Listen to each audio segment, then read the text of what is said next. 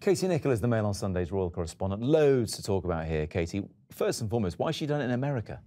Well, I think she probably knew that she was going to get an easier ride. Matt Lauer is very well known. There is precedence there. He's interviewed both Princes William and Harry in the past. And I think put her in front of even the nicest interviewer like you, and she's still going to get a tougher time than she'd get with Matt Lauer. But I think also there's a long-term strategy in place here for Pippa with the United States. There's been rumours that perhaps the States have been courting her for things up until now. I certainly think that now they're going to be inundated with offers. Maybe we're too cynical in this country. Nick Smith on Facebook says, "The royals I love, the hangers-on I'm not the least bit interested about. She's her sister and that's all she is."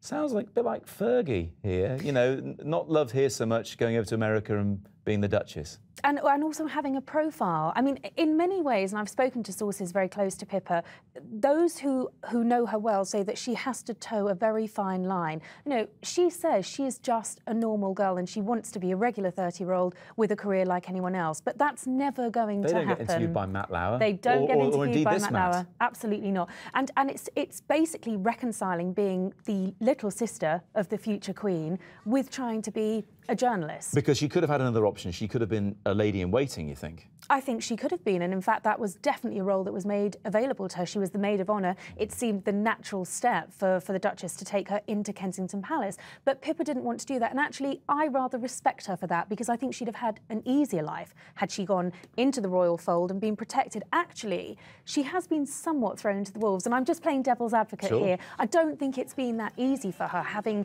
been elevated to fame. I don't believe that she could have thought that the royal wedding was just going to be a family wedding. Come on. And that dress wasn't meant to do what it did. Let's get real about that.